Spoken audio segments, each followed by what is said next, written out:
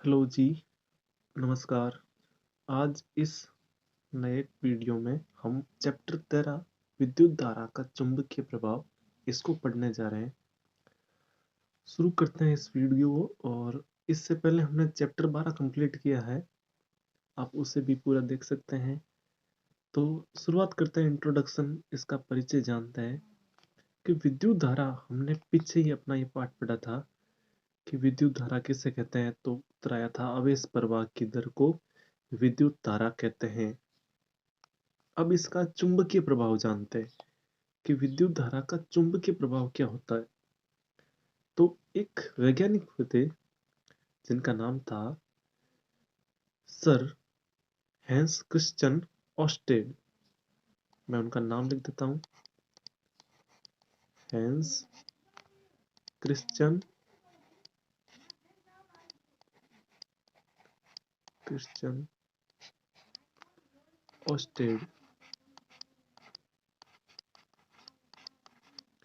Hans Christian Oersted ने इसके बारे में सबसे पहले जानकारी दी थी कि जब किसी चालक तार में विद्युत धारा प्रवाहित होती है, अगर कोई चालक तार है और इसमें विद्युत धारा आई प्रवाहित हो रही है, तो इस चालक तार के पास में एक चुंबकीय क्षेत्र भी उत्पन्न होता है। और इसको एक प्रयोग से भी समझ सकते हैं। हम जानते हैं कि हमारे एक दिशा सूचक यंत्र होता है, कुछ इस प्रकार से। और उस दिशा सूचक यंत्र की विशेषता होती है कि वो हमेशा नॉर्थ की तरफ अपना एक सिर रखता है। नॉर्थ और साउथ चुंबकीय सुई होती है दिशा सूचक यंत्र में, और कुछ नहीं। तो जब इस दिशा सूचक यंत्र को इस तार के पास लेकर आते हैं, तो इस चुंबकीय सुई में एक विक्षेप उत्पन्न होता है। और इसी विक्षेप को हैंस क्रिश्चियन ऑस्टेड ने समझाया, और यही विद्युत धारा का चुंबकीय प्रभाव है।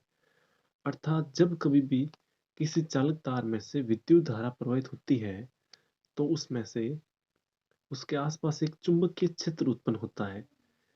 तो इसी पर संबंधित कुछ और क्रियाकलाप है। आज हम बहुत सारे ऐसे उपकरण देखेंगे अपने दैनिक जीवन में जो इसी चुंबकीय प्रभाव पर आधारित है।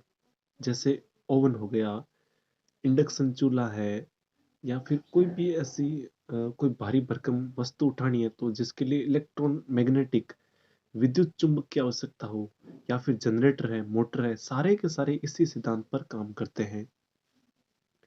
तो ये तो हो गया परिचय। अब देखते हैं कि चुंबक होता क्या है। चुंबक के बारे में जानकारी लेते हैं। चुंबक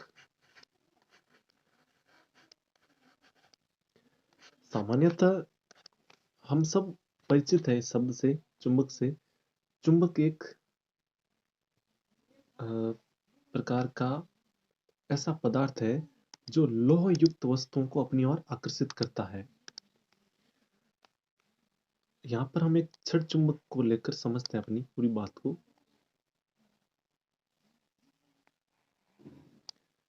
एक छड़ चुंबक में दो ध्रुव होते हैं, एक उत्तरी ध्रुव और दूसरा दक्षिणी ध्रुव, नॉर्थ पोल और साउथ पोल। तो इस चुंबक की विशेषता है कि इस चुंबक को जब स्वतंत्र लटकाया जाता है तो ये हमेशा उत्तर और दक्षिण दिशा में ही ठहर जाती है, और इसके आसपास चुंबकीय क्षेत्र भी उत्पन्न होता है। तो अपने अगले टॉपिक में इसी को हम समझते हैं कि चुंबकीय क्षेत्र और क्षेत्र रेखाएं क्या होती है। चलिए शुरू करते हैं। चुंबकीय क्षेत्र तथा क्षेत्र रेखाएं। अगर किसी चुंबक को दो ध्रुवों में बांटे तो उसके दो ध्रुव उत्तर और दक्षिणी ध्रुव होते हैं, और इन्हीं उत्तर और दक्षिणी ध्रुव में से कुछ काल्पनिक रेखाओं का निर्माण किया जाता है। और सामान्यतः इसकी परिभाषा होगी कि वह क्षेत्र जो जिसमें उपस्थित कोई भी लौह पदार्थ चुंबक की ओर आकर्षित हो जाए, वह चुंबकीय क्षेत्र कहलाता है। मैं चुंबकीय क्षेत्र की परिभाषा लिखता हूँ। चुंबकीय क्षेत्र वह क्षेत्र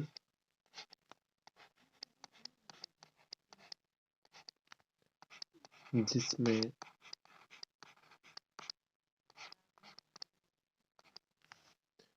उपस्थित कोई पदार्थ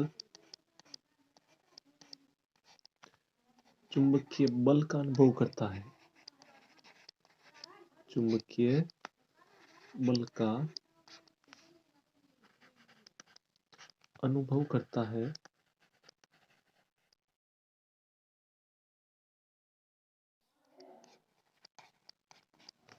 चुंबकीय क्षेत्र कहलाता है। चलिए, तो अब समझते हैं चुंबकीय क्षेत्र की विशेषता क्या है। एक आरेख के द्वारा इसको समझाते हैं। चुंबकीय क्षेत्र और चुंबकीय क्षेत्र रेखाएं,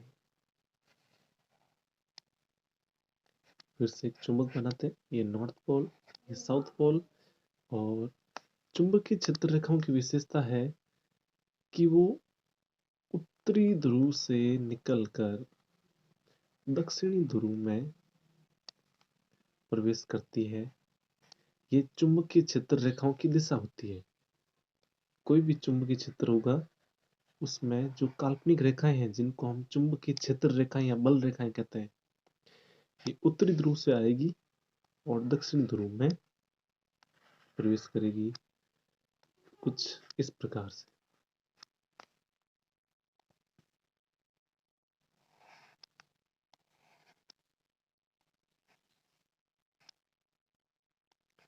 ये इतना दूर दूर इसलिए बनाया है क्योंकि ये क्षेत्र बहुत बड़ा होता है जिसको इसमें बोर्ड में दर्शाने की आवश्यकता नहीं है, इसलिए इसको डॉट डॉट करके दर्शाते हैं।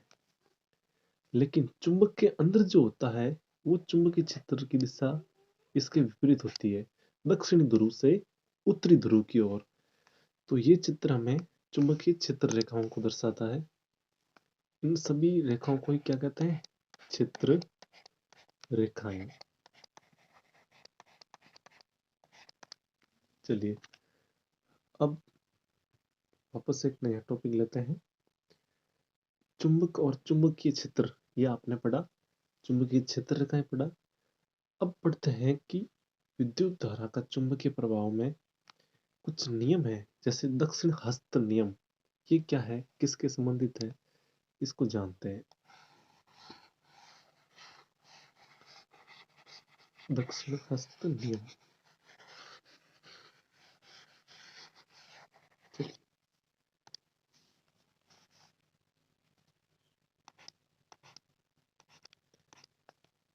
इसे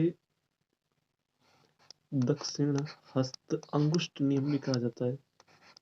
दक्षिण हस्त अंगुष्ठ नियम। इस नियम के अनुसार जब एक चालक तार में विद्युत धारा प्रवाहित की जाती है तो प्रवाहित विद्युत धारा की दिशा में अगर अंगूठा रखें, अपने हाथ को इस तरह रखें कि अंगूठा चुंबकीय धारा की दिशा को दर्शाता है, तो मुड़ी हुई उंगलियां चुंबकीय क्षेत्र को दर्शाएगी। यही दक्षिण हस्त अंगुष्ठ का नियम है। यानी कि अगर धारा आई इस प्रकार प्रभावित हो रही इस दिशा में, तो अंगूठे को इस दिशा में रखने पर मुड़ी हुई उंगलियां हमें चुंबकीय क्षेत्र को दर्शाती है। इसी को दक्षिण हस्त अंगुष्ठ नियम कहते हैं और इसे रटने की जरूरत नहीं है, आप आसानी से समझकर इसकी भाषा लिख सकते हो। फिर एक आते हैं माइकल फेराडे और एक वैज्ञानिक है फ्लेमिंग। तो फ्लेमिंग ने अपने बाएं हाथ का नियम दिया था, लेकिन फ्लेमिंग का नियम समझने से पहले हम समझते हैं विद्युत चुंबक क्या होती है। तो अपना नेक्स्ट टॉपिक लेते हैं, विद्युत चुंबक। चलिए,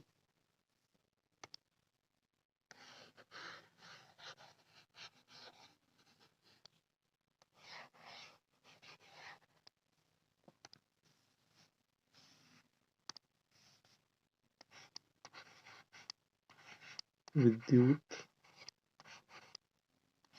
चुंबक।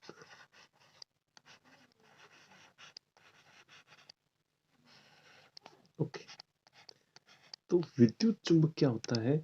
चुंबक अभी आपने देखा है कि किस प्रकार से उसके दो ध्रुव, उत्तरी ध्रुव और दक्षिण ध्रुव होता है। ये होता है सामान्य चुंबक। और विद्युत चुंबक वह है जिसमें विद्युत धारा प्रवाहित करके उसका निर्माण किया जाता है। इसमें एक तो काम आती है परिनालिका। परिनालिका, और इसी परिनालिका में विद्युत धारा प्रवाहित करके इसको एक चुंबक का रूप देते हैं। मैं यहाँ पे बना देता हूँ, ये किस प्रकार से दिखती है। चलिए, कुछ ये चालक तार है और एक बेलनाकार कुछ चालक के ऊपर इसको लपेट दिया जाता है। ये इसकी बैटरी हो गई, यहाँ कुंजी हो गई, और इस प्रकार से परिनालिका का एक निर्माण होता है।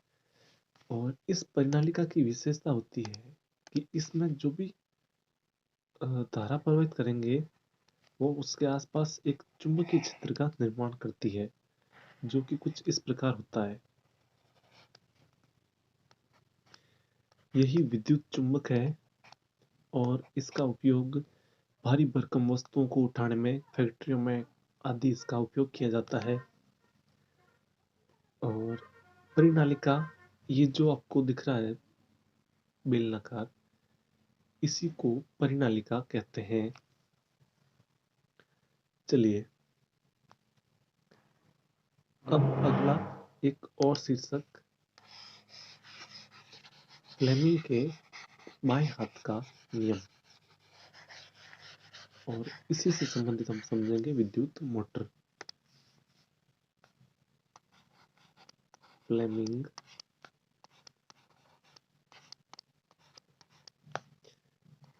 के बाएं हाथ का नियम।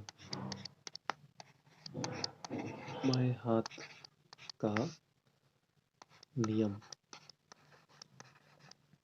फ्लेमिंग का बाएं हाथ का नियम कहता है कि जब हम अपने हाथ के अंगूठे, तर्जनी और मध्यमा को इस प्रकार व्यवस्थित करें कि ये एक दूसरे के साथ 90 डिग्री का कोण बनाते हैं, तो अंगूठा यानी